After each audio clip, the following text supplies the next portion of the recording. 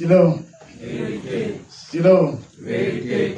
Que la joie soit et que la joie nous inonde. Amen. Merci et amen. Amen. Bon, le zapping d'aujourd'hui porte donc sur l'énergie Thor. Et je vous rassure donc, c'est une énergie utilisée par les scientifiques. Et ils savent que si on manipule bien, très bien, l'énergie Thor, il sera possible de soulever la Terre. Et l'énergie Thor est une énergie qui part du vide. Et on peut se demander, mais comment peut-on sortir du vide? Une énergie susceptible de soulever des planètes. Et nous disons que à 13, l'énergie Thor est habilement manipulée par les habitants de la planète Pluton, mais aussi par les magiciens d'un haut niveau. Donc ça veut dire que l'énergie Thor n'est pas seulement connue des scientifiques, elle est connue par l'espèce de Pluton. On ne sait pas ceux qui habitent, mais il y a quand même des êtres là-bas. Aucune planète n'est vide à 100%. Il y a les grands magiciens qui aussi ont la capacité subtile de manipuler des données de l'énergie Thor à leur façon. Donc ça veut dire que tel que ça va être développé, Jésus-Christ sait comment il utilise l'énergie Thor, le sorcier le sait, le scientifique le sait, le spirituel aussi le sait. Donc ça veut dire qu'en réalité, tout le monde peut y trouver son forme. Sauf qu'entre les mains, une espèce, ça peut devenir plutôt une dangereuse bombe nucléaire. Et tout à l'heure, je dis que bon, il y a un autre frère qui a eu à beaucoup s'intéresser à cette énergie d'or. On va lui donner le micro, qu'il puisse encore nous dire ce qu'il sait, ou bien ce qu'il a entendu les autres parler par rapport à cette énergie d'or.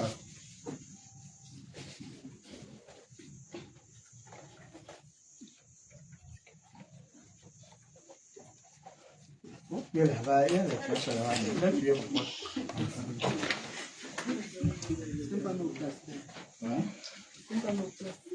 Silo.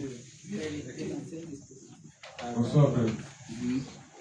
Salut les apôtres qui sont un peu nombreux aujourd'hui. Je ne veux pas les saluer les prophètes et prophétesses. Voilà, et saluer toute l'assistance. Je salue également les internautes qui me regardent en ce moment. Et on me soumet donc à parler un peu de l'énergie Thor. Oui, apôtre, ça fait quand même environ 7 ans que nous avons abordé ce sujet. Et ça nous avait beaucoup plu parce que vous êtes revenu beaucoup dessus.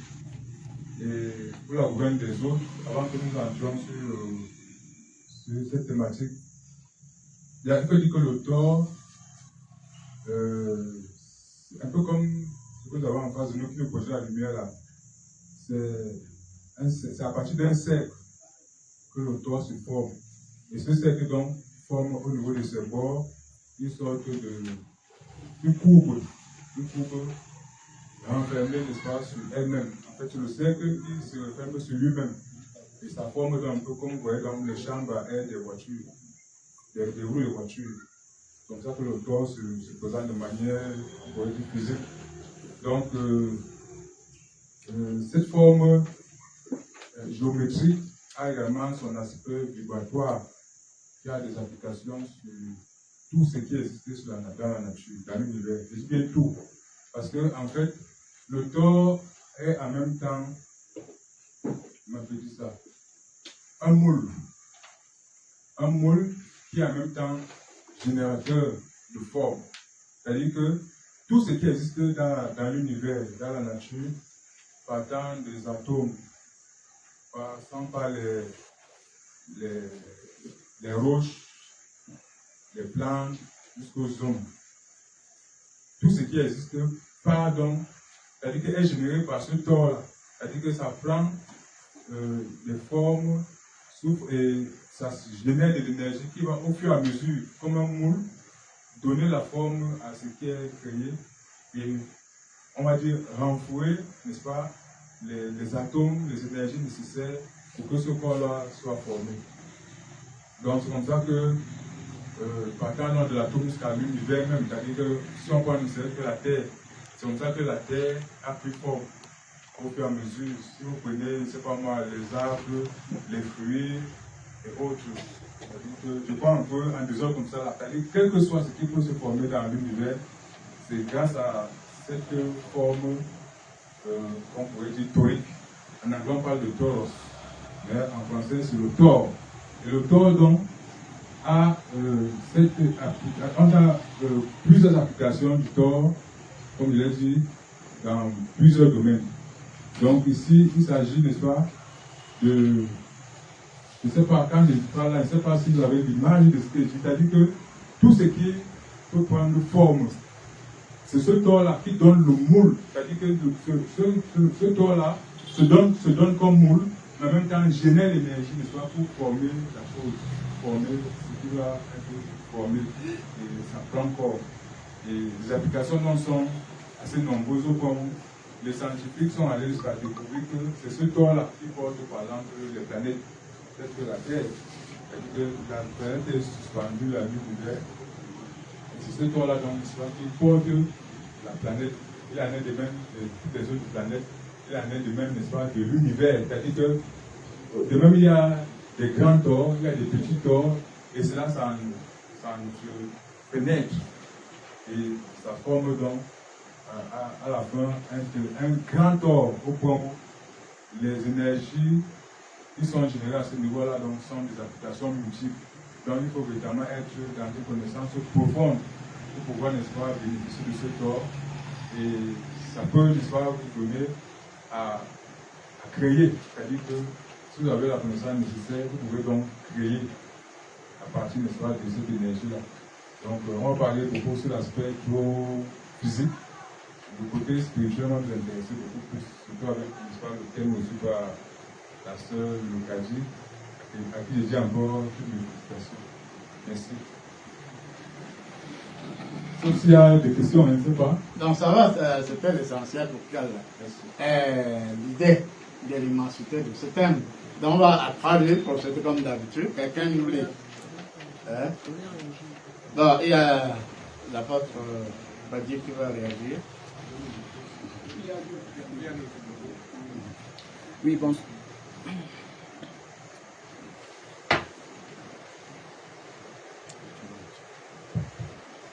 Bonsoir, Silo.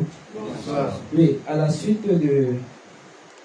du prophète Diabète, je vais revenir un peu sur ce que les scientifiques, particulièrement ceux de la médecine conventionnelle, ont l'habitude de dire. Lorsqu'ils parlent du tort, il se situe à une partie du corps humain, précisément le cœur. Parce qu'on dit qu'au niveau du cœur, le champ du déplacement de l'oxygène, ça se fait de manière ovoïdale. C'est-à-dire que ça se fait souvent aussi en rondade. Et on dit que le champ de déplacement au niveau du cœur, là-bas, ça se déplace de manière torique.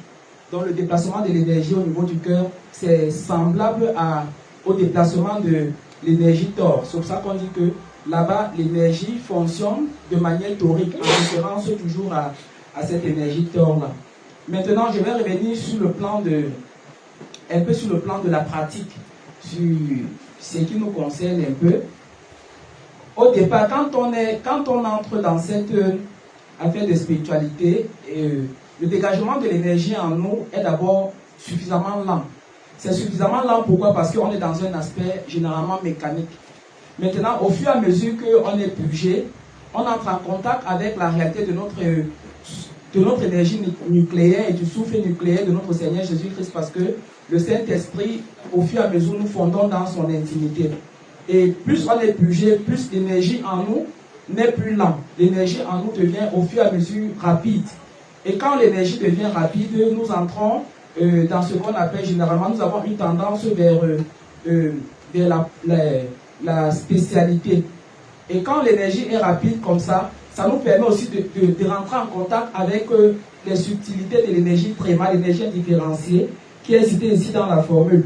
Bon, maintenant, au niveau du X, j'ai quelque chose là. Je ne sais pas si c'est la même chose, j'attends que le Père se déploie. Et quand on rentre dans ce champ où on devient un peu rapide. Au fur et à mesure qu'on avance, c'est-à-dire que plus on retrouve la clé de notre univers, de notre réalité, plus on entre dans le fondement du substituant, de ce qui nous caractérise, on devient super rapide. C'est au niveau du super rapide là que c'est intéressant, parce qu'au niveau du super rapide, on entre en contact avec la réalité de la matrice de l'énergie indifférenciée qui a trait ici avec l'énergie Thor. Parce que ce qu'il faut savoir, c'est que l'énergie Thor est une énergie super rapide. Elle est tellement rapide, d'autres spirituels l'appellent énergie flash. C'est une énergie tellement rapide, c'est une énergie que j'ai expérimentée, mais moi je l'ai expérimentée sous forme d'arc-en-ciel. Elle est tellement rapide que si tu ne te rends pas compte, tu ne sauras pas que c'est ça. Il faudrait que ton ange ou bien ton... Bon, je ne sais pas comment vous fonctionnez, moi généralement c'est l'ange qui peut me renseigner que, au fait, ici c'était le souffle flamboyant, c'était l'énergie Thor, c'était ceci, c'était cela. Donc c'est la particularité que je voulais apporter. Et quand on est dans cette énergie Thor, généralement, on est soit dans la spécialisation, soit dans la professionnalisation. Donc on est quitté dans une étape où on a fait une transhumance. C'est-à-dire que dans un premier temps, on était dans une étape embryonnaire. Après, on quitte dans cette étape embryonnaire, on est purgé, on entre dans une étape où on commence à découvrir notre réalité. Lorsqu'on découvre notre réalité, avec la joie, avec l'amour, on continue d'avancer, on entre dans une étape, dans un processus subliminal. Et c'est dans ce processus subliminal-là qu'on devient professionnel. On entre dans la spécialisation et on est super rapide. C'est-à-dire, avant que tu ne te rendes compte, l'énergie t'aura déjà déclenché. Et puis bon, maintenant, hier, il y a quelque chose qui me dérangeait dans les questions. Il faudrait et peut-être le père va me demander, en principe, on n'invoque pas les énergies. Vraiment, c'est une erreur de se mettre commencer à invoquer le souffle alpha, à invoquer l'énergie. C'est-à-dire que quand tu es en mode alpha, c'est-à-dire que c'est le Saint-Esprit 1 qui prend compte. Parce que le Saint-Esprit, ce que vous ne savez pas peut-être, ou bien vous saviez, mais vous refusez de savoir.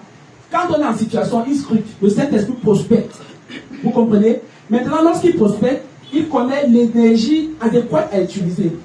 Alors, si vous entrez dans une mauvaise mécanisation où il faut invoquer l'énergie Thor, je vais être en mode alpha ACA. Vous serez très déçus. C'est pas comme ça que ça se passe. C'est-à-dire, il y a des gens, par exemple, qui ne peuvent pas supporter être en mode alpha, par exemple. Mais ils peuvent être très à l'aise avec l'énergie foudroyante, par exemple. Ou bien ils peuvent être très à l'aise. Parce que ce que vous allez remarquer ici, et la prophétesse l'a sorti dans la formule, l'énergie Thor est une énergie décomposable, même au niveau de sa formule. Vous allez voir quelque part, il y a, au niveau de la formule, il y a un Z. Vous voyez, et le Père vous a dit tout à l'heure qu'il pile sa réalité dans le vide. Le Z ici, ça simplement trait avec le souffle nucléaire du nord de la Terre. Vous voyez qu'il y a beaucoup de compartiments et beaucoup de souffles qui interviennent dans cette énergie Thor. Donc, le secret, c'est comme on nous a appris habituellement, être neutre naturel, accepter, et surtout reconnaître que ça existe. Parce qu'on a l'habitude de dire, nous les biblistes là, par la foi, ce que tu ne connais pas, tu ne peux pas vivre. Amen. Amen. Merci. Donc, quelqu'un va donc nous lire le thème, comme d'habitude. Et après, donc, c'est intéressant, puisque vous voyez qu'il y a l'échange. Et quand, avec cet échange, nos internautes, les auditeurs, tout le monde comprend. C'est bon. Et ça montre qu'on est passé à un niveau professionnel, même si d'aucuns n'ont pas passé tantôt, mais c'est déjà la ça a déjà pris. Donc, qui veut?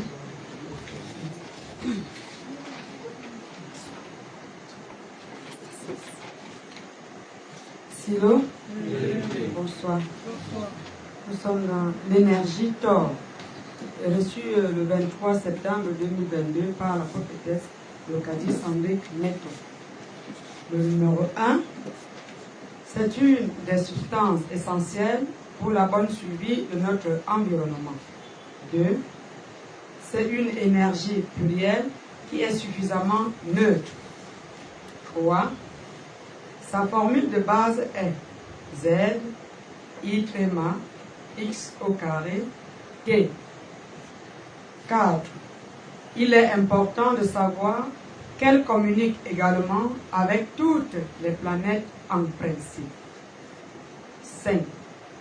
Son implication agit comme le feu qui se dégage des entrailles d'un dragon. 6. Elle est capable de soulever l'univers dans son entièreté. 7. L'énergie Thor communique elle aussi avec les 3 dimensions. 8. Cette énergie est comme une bombe nucléaire si elle est mal codifiée. 9. C'est en valeur absolue la porte d'entrée du monde des symboles. 10. En effet, l'être dissocié s'était servi d'elle pour créer et façonner son empire. 11. Lorsque tu es bien codifié par le Saint-Esprit, tu peux aller dans le monde des symboles et en ressortir sans aucune crainte, car tu es protégé. 12. L'énergie Thor est en fusion étroite avec ce qui se trouve dans le Big Bang. 13. L'énergie Thor est habilement manipulée par les habitants de la planète Pluton, mais aussi les magiciens d'un haut niveau. 14. Pour appliquer cette énergie en spiritualité, il faut surtout maîtriser les éléments feu et air. 15. Pour appliquer aussi cette énergie, il faut maîtriser les composantes de sa formule. 16. Tout est compris dans le Itrema qui nous donne d'agir avec la lumière indifférenciée une fois que cela est nécessaire. 17. L'énergie Thor dans sa matrice est liée au Big Bang et à la lumière noire. 18. L'énergie Thor est cette énergie qui a permis à notre Seigneur Jésus-Christ de pouvoir calmer la tempête.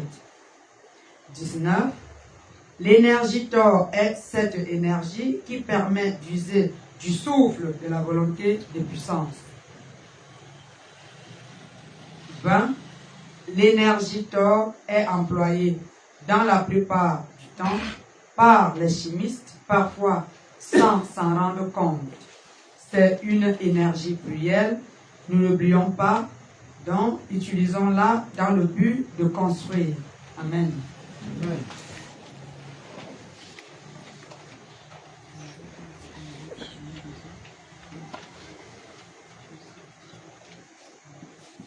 Silo.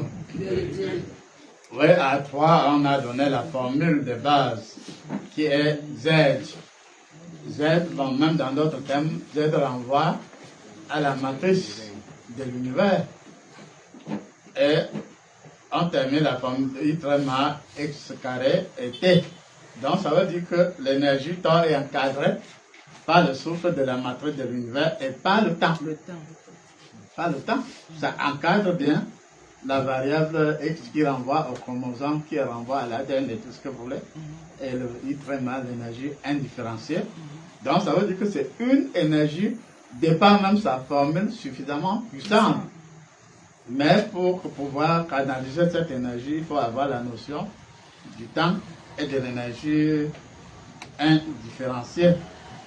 Et on a dit quelque part que bon, cette énergie, si elle est habilement utilisée par des gens d'autres planètes, c'est-à-dire la planète Pluton, ainsi de suite, et on peut donc se rendre compte, ici et maintenant, que c'est une énergie qui est utilisée aussi par les sorciers, les magiciens, les spirituels, les scientifiques, tout le monde l'utilise. Chacun a sa manière, mais l'énergie Thor elle-même vous dit non.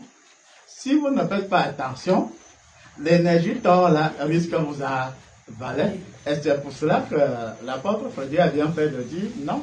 Ne vous mettez pas à dire que même si d'autres formules, on dit qu'on peut faire appel à elle. Vous avez des types de lumière, non? Que ce soit lumière rouge, lumière noire, bon, on dit à certains moments qu'on posait avec nous.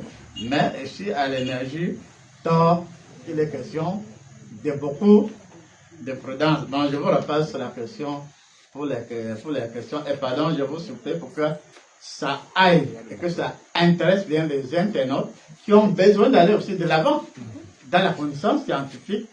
Relisez tout simplement l'articulation où vous voulez chercher à un peu comprendre, mais lisez intégralement et à partir de là, on va voir ce qu'il y a lieu de faire. Bonsoir Silo. Bonsoir. Bonsoir Père. Bonsoir. J'aimerais s'il vous plaît, si vous pouvez me permettre de compléter sur un angle beaucoup plus facile à comprendre. C'est seulement ce qu'on appelle le tourbillon. C'est ça le tourbillon, puisque l'aspect du tourbillon, en tout cas, même ce qu'on appelle le trou noir, parce que vous observez de loin, vous constatez que ça se comporte comme le tourbillon. C'est aussi ça qui, lorsque le peuple d'Israël sortait de l'Égypte, puisqu'on dit que le feu était devant eux sous forme de tourbillon, c'est exactement la même énergie. Et aussi lorsqu'on doit s'élever spirituellement au niveau de la colonne vertébrale, des pieds à la tête, c'est la même énergie que tu entres dedans. Et quand tu entres dedans, tu définis, tu deviens professionnel. Tu as la notion de la science, de l'art et bien d'autres possibilités. C'est l'éclairage que j'aurais voulu donner, puisque les scientifiques ont peur du trou noir parce qu'ils ne savent pas ce qu'il y a de l'autre côté. Or, s'ils savent que de l'autre côté du même trou noir, ce n'est qu'un socle d'énergie qui puisse leur permettre d'entrer et de ressortir sans difficulté, ils peuvent découvrir davantage d'autres choses. Amen. Je veux compléter un peu Ouais, allez-y. la réaction, s'il vous plaît.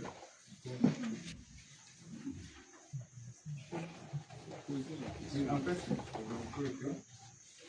oui, je complète parce que je ne suis pas tout à fait d'accord avec ce que vous faites au stand de Dieu.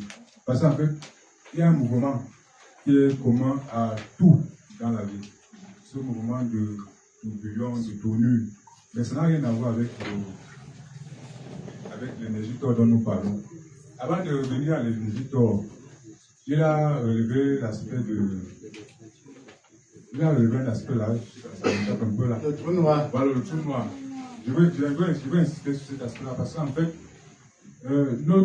la vie est, on va dire, interpénétrée en termes de force et en termes, n'est-ce pas, de ce qui est physique, de ce qui est palpable. Or, tout, vous vous rappelez la formule, énergie égale MC carré. Ça veut dire que quoi? Tout ce qui existe est d'abord énergie. Et pour que cela existe, il faut qu'il y ait un processus, soit de condensation de cette énergie pour qu'on ait des formes physiques, soit alors de dissolution pour qu'on ait de l'énergie.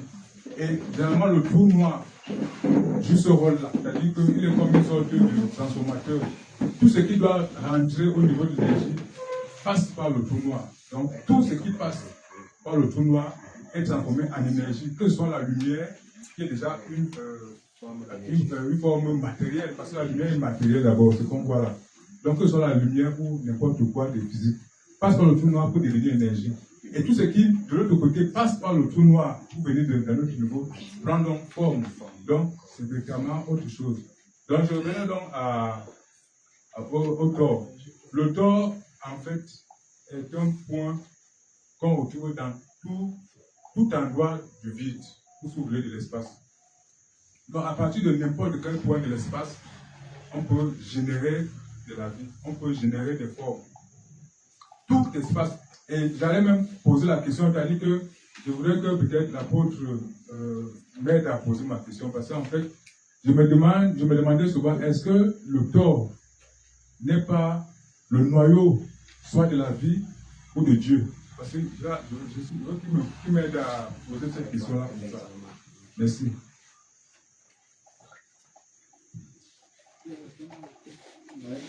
Ouais, Silo. Vérité. Silo. Vérité. Effectivement, récemment, les scientifiques ils sont forts pour le bombardement, ils sont très forts à bombarder les particules dans l'espoir qu'ils trouveraient la particule originelle qui contiendrait Dieu, qui contiendrait tous les éléments. Oui, c'est possible, mais ce qu'on n'a même pas trop de penser pour bombarder les particules. Et en réalité, Dieu nous ramène progressivement à partir de l'énergie Thor et d'autres thèmes au fait qu'en réalité, comme vous avez constaté que la lumière noire, la lumière ceci, tout font allusion, toutes ces formes, toutes ces énergies font allusion à Dieu. Je crois que vous comprenez. C'est toutes ces formes d'énergie, toutes ces lumières ont toujours dit notre Père. Alors on peut se demander, depuis quand Dieu est le Père de la lumière? fut-elle noire? Or, au fond, même dans la Bible, on dit bien que rien ne soit, il n'y a rien qui puisse exister et qui échappe au contrôle de Dieu. Donc, ça veut dire qu'en réalité, on renvoie les métaphysiciens, les astrophysiciens, à quelque chose de beaucoup plus simple, mais de beaucoup très profond. À savoir qu'effectivement, même le Big Bang auquel on fait encore allusion ici, a existé sous plusieurs formes. Même si ce n'est que l'explosion et l'expansion qui retient le plus l'attention, mais il y a plusieurs aspects même dans le Big Bang. Et à partir donc de là, même quand on relit la Bible à la Genèse, on peut se rendre compte que la terre était déjà là, mais une base informe. L'eau était déjà là. Mais au-delà du fait que l'eau existait déjà, du fait que la terre était déjà là, informe, Dieu est venu réorienter la terre, lui redonner forme, lui créer la vie. Même puisqu'il y avait les ténèbres et tout ça, mais Dieu écarte les ténèbres pour sortir la vie. Et j'ai dit dernièrement que l'on sache que de l'ombre, des ténèbres, de ceci, Dieu peut sortir, tout comme les scientifiques veulent avec l'énergie, quelque chose de suffisamment vivant. Et par conséquent, nous pouvons dire que il y a l'unité seule, il y a l'unicité seule, mais l'univers est le Z en tant que noyau cosmique est infini. Et c'est progressivement que Dieu nous dit, il faut être donc encadré par l'énergie du temps, par l'énergie du noyau de l'univers, et vous avez au milieu donc l'ADN et tout ce que vous voulez. Et par contre, à partir donc de là, même Dieu, je comprendrai un aspect de Dieu, tu comprendras un aspect de Dieu, nous tous nous comprendrons un aspect de Dieu, et ces différents aspects qui s'interpénètrent nous redonnent tout simplement la notion de la curiosité.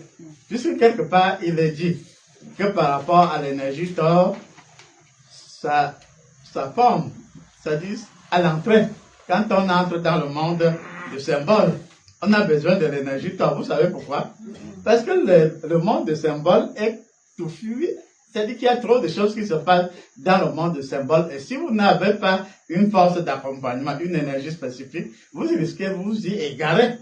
Or, l'énergie Thor vient et dit, non, toi qui vas dans le monde de symboles là, retiens que si c'est par rapport à telle partie, voici le type d'énergie dont tu auras besoin. Donc, la nature a divers compartiments. Même dans le ciel, il y a, comme l'a dit Jésus, il y a plusieurs demeures. Et à ce moment-là, chacun peut être d'un aspect, mais si tu es ouvert, tu sauras qu'à tous les aspects possibles, il y a une vibration spéciale, il y a une énergie spéciale qui fonde l'unicité, qui fonde la nature de Dieu. Et à ce moment-là, tu rends-toi compte qu'en réalité, dans l'avenir, face à quelqu'un, tu ne lui imposeras pas ta définition de Dieu. Si tu es futé à travers l'énergie ou autre forme d'énergie ou de flamme, tu lis en la personne la définition qui convient le mieux à cette personne. Et par expérience, je sais que quand tu parles de Dieu à une personne, puisque dans la réflexion des athées, Dieu nous a rappelé que les athées sont tous sauf ce que nous croyons. Hein? Puisque jusqu'ici on pensait que qui dit athée dit la personne qui ne croit pas à l'existence de Dieu, alors que c'est plutôt des personnes qui n'acceptent pas la définition que nous donnons de Dieu. Or, de l'extérieur, nous disons qu'ils ne croient pas en Dieu, alors que les mêmes personnes veulent bien croire en Dieu, mais pas à notre façon. Le jour où nous allons comprendre que face à quelqu'un, on peut le taxer de ceci ou de cela, avant d'aller à ça, il cherchait quoi? J'ai eu à poser avec beaucoup de personnes d'autres définitions, qui m'ont rappelé qu'au commencement, ces personnes cherchaient Dieu. Hein? Et ces personnes cherchaient Dieu dans leur église. Et dans la France, j'ai vu comment on a giflé correctement quelqu'un. Il est sorti de l'église, il était de l'église comme moi, et puis le lendemain, on l'a retrouvé à l'église catholique romaine, parce qu'il a posé une question. L'homme de Dieu n'a pas pu lui répondre. Au lieu de dire que mon fils, attends, je vais réfléchir, il a tabassé, il est sorti, donc il a perdu, non? Hein? Ça veut donc dire que si nous prenons le ralenti de tout thème, et nous expliquons à tout un chacun la nature du processus, on peut dire, oui, halte au niveau de l'entrée dans le monde des symboles. Oui, je dois être redéfini par l'énergie Thor. Je vais là-bas, si c'est là où il se chaud, il développe l'aspect chaud.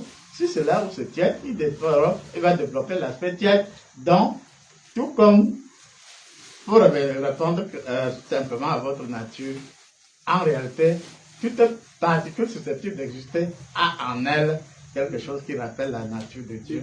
Amen. Il suffit donc qu'on soit attentif et on le saura. Amen. C'est ça le signifiant de la création. Silo. J'aimerais pouvoir être vraiment à la hauteur de la compréhension de ce que moi je cherche à savoir. Père, je reviens à l'articulation 15. Pour appliquer aussi cette énergie, il faut maîtriser les composantes de sa formule. Alors que nous avons déjà sa formule à l'articulation 3. Ouais. Père, généralement, tu es à passer par l'école pour être formé ou informé. Et on parle de mathématiques. Lorsqu'on parle des formules, ça nous ouvre très souvent à certaines manifestations, c'est-à-dire à l'interprétation. Est-ce que ici, par rapport à cette formule, étant donné que nous disons que lorsque nous sommes neutres et naturels, surtout dans la vérité, toute possibilité nous est offerte. Et on ne se casse, honnêtement, on ne se casse même plus la tête. Plus vous allez vous rendre compte que plus vous allez grandir dans la spiritualité, quel que soit le moment, quelle que soit la question qu'on vous pose, vous aurez au moins une des possibilités de la réponse à cette question. Aucune question ne vous échappera entièrement. Bonsoir Simon. Bonsoir Père. Bonsoir. Oui, j'ai été retenu ici par le numéro 14. Pour appliquer cette énergie en spiritualité, il faut surtout maîtriser les éléments E, O, F et R. Oui, quand on a lu cette partie, il y a une très forte énergie qui est descendue du ciel et m'a pénétré jusqu'au pied. Ouais. J'aimerais que vous nous expliquiez de façon terre à terre pour que nous comprenions bien l'application et les éléments, la E, feu et R. Bon, nous avons 4 éléments, non? Oui. Hein? On a l'eau, on a la terre, on a le feu, on a l'air. Ici, maintenant, pour faire le feu, parce qu'on a dit quelque part que ça se comporte comme un dragon, non? Qui crache. Et même dans le film, quand vous regardez le feu que crache, ça ne donne pas de cadeau, hein? Ça ne donne pas de cadeau. C'est vraiment feu, un feu très brûlant.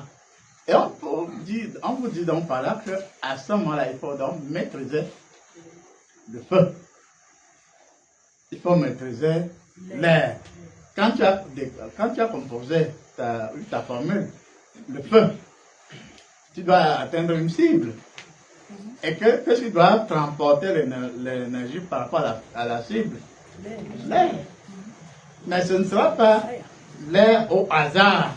C'est l'air qui aura plusieurs formes, plusieurs courbes. Et là, ça me rappelle aussi une nuance sur laquelle, ça dit que les scientifiques, parfois, ils se combattent pour rien.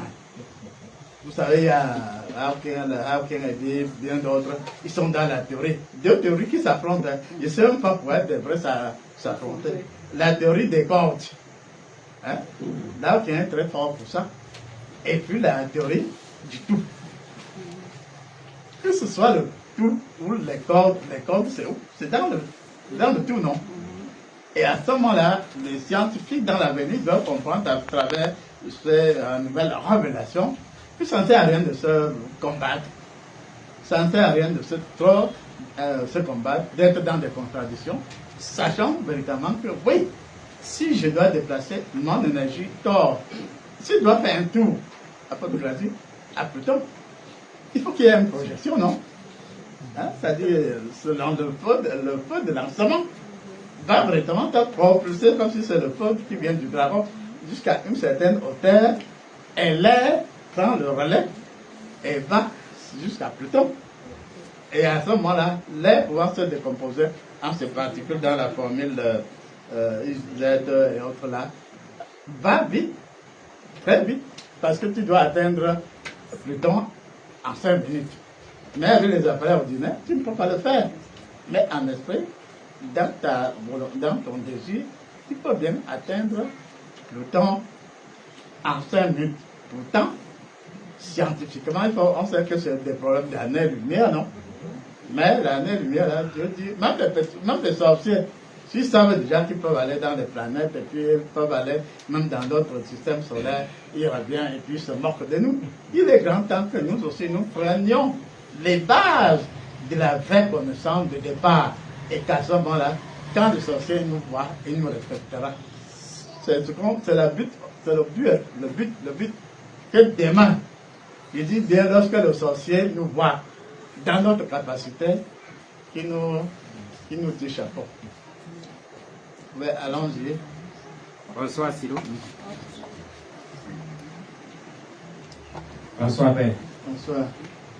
Papa, de par mon interprétation de la formule, j'aimerais demander s'il est possible que Dieu imprime en nous les données de la formule de l'énergie d'or pour que, à tout moment, lorsque nous sommes dans une situation où elle doit se déployer, qu'avec ou sans notre volonté, elle puisse se déployer. Car, pour moi, Père,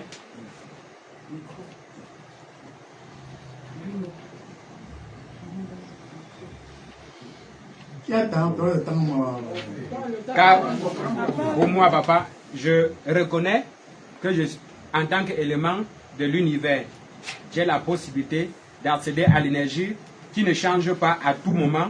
Et cette énergie me codifie et codifie la cible quand je reconnais que le X est en même temps l'ADN, mon ADN et l'ADN de la cible. En nous le codifiant, permet qu'à tout temps qu'il y ait possibilité pour cette énergie de se déployer. Merci, Amen. Sinon, en réalité, d'après ce que Dieu m'a appris, on peut s'arrêter au début. Tout comme on peut commencer par la fin. Puisque je vous ai toujours dit que, bon sang, les Arabes, on a l'impression que c'est eux qui disent comme ça. Mais même avec Dieu, c'est exactement la même chose. Avant d'arriver à la maîtrise du temps, il y a d'autres noms. Il y a déjà d'autres éléments qu'on a maîtrisés. Et si Dieu constate que tu n'as pas du temps à perdre, il commence par le temps. Et dans le souffle du temps, il se dégage déjà la lumière, tout ce que tu voudras, et à partir donc de là, que tu sois dans le temps, que tu sois dans le souffle de la matrice, peu importe l'endroit où tu te trouves, puisqu'il y a interpénétration entre les différents éléments qui composent la définition. Et si tu veux savoir quelque chose, comme elle a proposé aujourd'hui, ne cherche pas à savoir comment ça va se passer. Hein? Je dis bien, ne cherche pas comment ça va se passer. Quand j'ai eu à écrire sur au-delà du Freud, la libido, le complexe d'Oedipe, tout ça, dès que je prenais et le papier et le bic, j'avais les réponses et je ne cherchais pas à savoir d'où viennent les réponses. Tu as voulu connaître le complexe d'Oedipe, non? Et quand le complexe d'Oedipe se développe, tu as encore à t'étonner de quoi? Je crois qu'il y a des choses que nous devons éviter, non? C'est-à-dire qu'à un moment donné, tu demandes, on commence à te développer, et tu es encore le premier à dire, je ne comprends pas. Tu voulais comprendre quoi? Tu veux avoir une réponse à ta propre question, et tu commences, et tu dis, cette affaire-là, ça m'a tu n'avais même pas, tu n'as quand même pas commencé. Et si tu veux commencer, laisse-toi faire. Et si tu te laisses faire par la nature, oui, l'énergie peut te dire, bienvenue dans le monde des symboles. Elle ne te tient pas la main, elle te conduit dans le monde des symboles, nyangalement, et tu aller-retour. Et tu te rends compte que tu ne perds rien du tout. Oui. Bonsoir. Paul. Bonsoir. Oui, je reviens tout à l'heure sur la question que j'ai posée, numéro 8, mais je voudrais m'adresser à l'apôtre.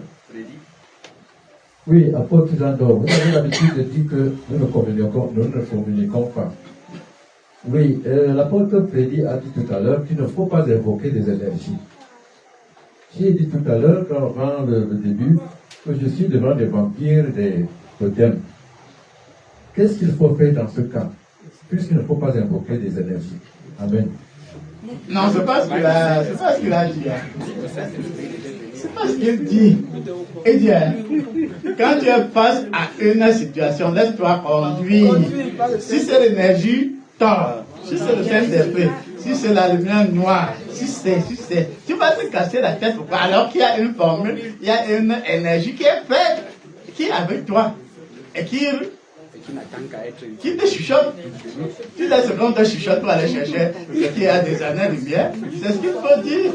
Ça dit commencer tout simplement, sans peur, sans hésitation, et il faut tout simplement que ta doléance soit bien portée.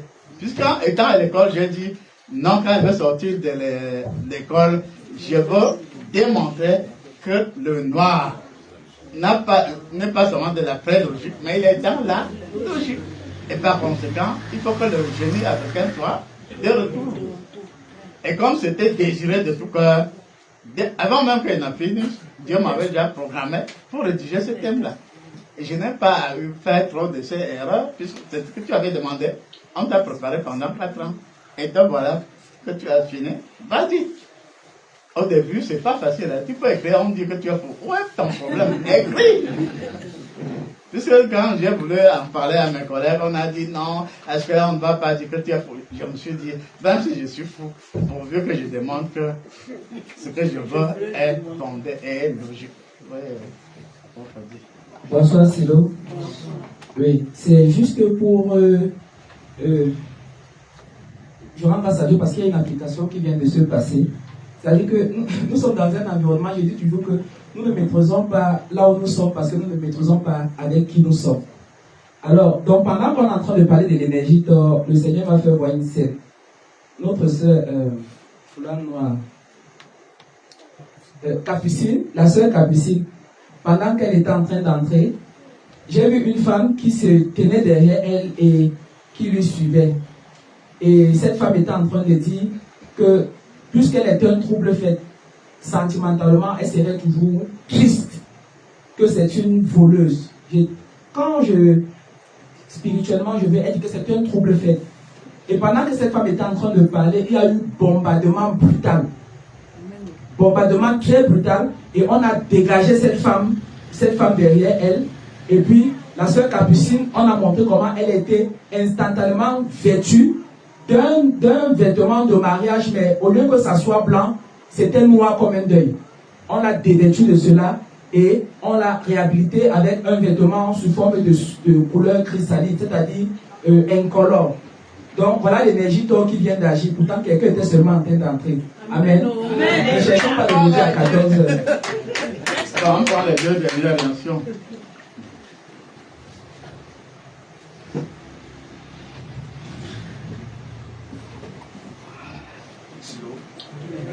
Bonsoir, Père. Bonsoir.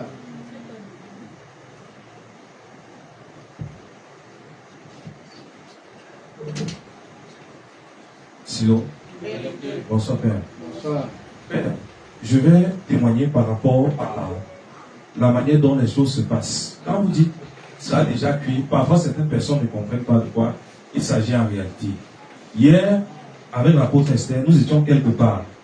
Et arrivé là, il y a une dame qui avait affreusement mal à la gorge.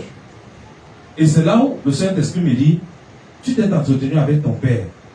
Fais ce qu'il t'a appris. Instantanément, j'ai pris la bouteille d'eau.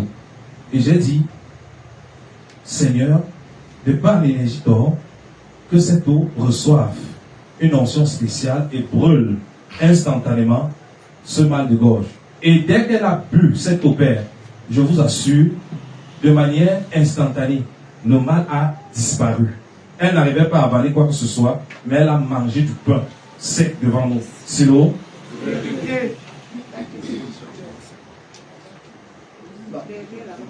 On prend la dernière. Silo. Bonsoir, mec. Bonsoir.